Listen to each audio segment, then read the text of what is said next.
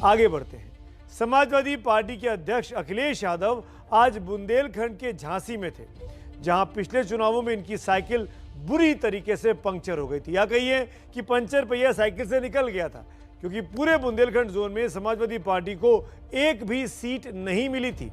अब वहीं से अखिलेश यादव ने झांसी की रानी वाली रणनीति बनाई है। क्या है ये रणनीति, कामयाब होगी क्या अखिलेश यादव बुंदेलखंड में अपना दम दिखा पाएंगे?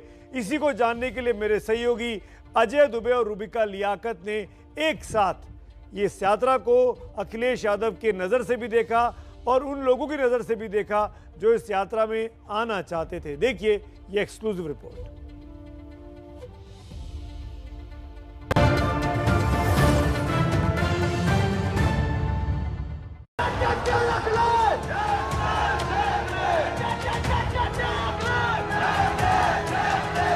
यहाँ झांसी के लोग अब भारतीय जनता पार्टी के झांसी में नहीं आएंगे।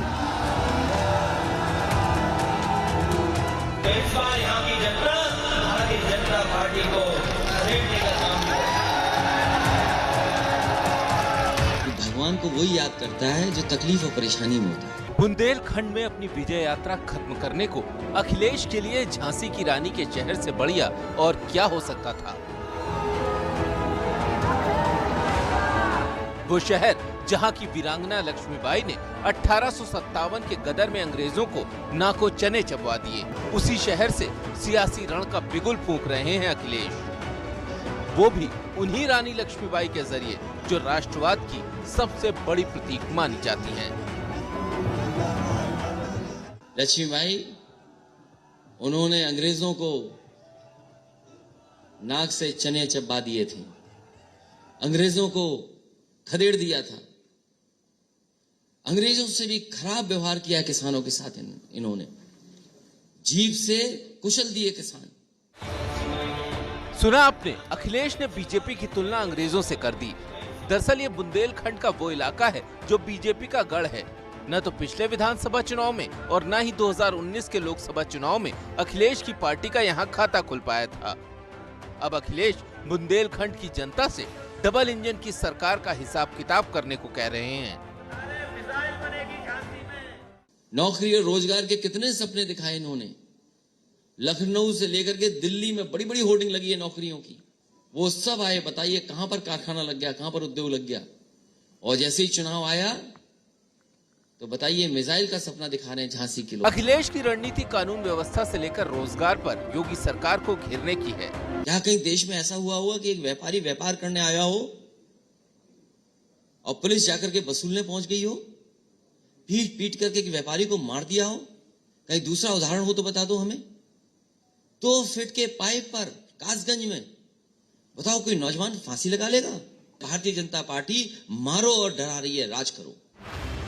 एक तरफ बीजेपी यूपी में बेहतर कानून व्यवस्था का दावा कर रही है, तो दूसरी तरफ गोरखपुर और कासगंज की घटना के जरिए अखिलेश उस दावे को न सिर्फ भोथरा साबित करने में लगे हैं, बल्कि यूपी पुलिस को ही कटघरे में खड़ा कर रहे हैं। चाहे कानून व्यवस्था की बात हो, खेती खलिहानी की समस्या रही हो या फिर कोरोना की समय की दिक्कतें, अखिलेश अपनी चुनावी सभाओं में बार बार इन्हीं विषयों पर बात कर रहे हैं। जिन्ना वाले बयान के बाद अखिलेश कोई भी ऐसी बात नहीं कर रहे हैं जिससे वोटों का ध्रुवीकरण हो। अखिलेश समझ चुके हैं कि अगर वोटों का ध्रुवीकरण हुआ तो इससे नुकसान उनके ही हिस्से आएगा। आज झांसी में जब अखिलेश रोड शो कर रहे थे तो उनकी काफी व्यस्तता थी, लेकिन उस व्यस्तता में भी उन्होंने एबीपी न्यूज के लिए समय निकाला और अपना चुनावी राजनीति का रोड मैप सबके सामने रख दिया। मथुरा का मुद्दा बीजेपी ने आगे किया तो अखिलेश ने इसे पेट से जोड़ दिया। सवाल हिंदुत्व का नहीं है, सवाल रोजी रोटी का है, सवाल नौकरी का है, सवाल खुशहाली का है। उत्तर प्रदेश की जनता खुशहाली चाहती है। आज आस्था का सवाल नहीं है, सवाल ये है कि रोजी रोटी मिलेगी कि नहीं मिलेगी। आप उम्मीद करते हैं कि खाली पेट कैसे भजन होंगे। अखिलेश की रणनीति साफ है, वो बीजेपी के निशाने पर रहना चाहते हैं ताकि जनता तक ये संदेश पहुंचा सके कि बीजेपी को कोई टक्कर दे रहा है तो वो समाजवादी पार्टी है। इसके पीछे उनकी रणनीति ये है कि मुस्लिम वोटों का बंटवारा न हो, सत्ता विरोधी हवा का फायदा उन्हें मिले, कांग्रेस बीएसपी किनारे लग जाएं। बीजेपी से दूरी बनाने वाली छोटी पार्टियों के पास सिर्फ उन्हें चुनने का विकल्प हो, सीधे मुकाबले में जीत की संभावना बढ़ जाए। अखिलेश यादव ने छोटे दलों को जोड़ने वाली अपनी रणनीति को एबीपी न्यूज के साथ साझा किया। अखिलेश ने एबीपी न्यूज को एक्सक्लूसिव जानकारी दी कि उनकी पार्टी का ओवैसी की पार्टी से कोई गठजोड़ नहीं होने जा रहा। उन्होंने भले ही आम आदमी पार्टी के नेता संजय सिंह के साथ तस्वीर खिंचवा ली, लेकिन सीटों पर कोई बात नहीं हुई। लेकिन आरएलडी को वो जरूर जोड़ना चाहते हैं।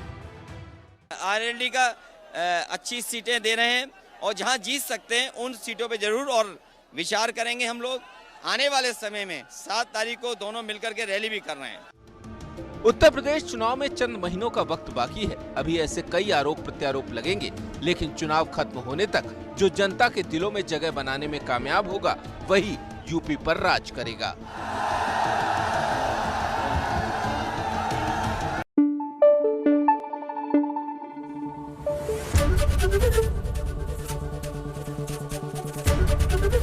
एबीपी न्यूज आपको रखे आगे।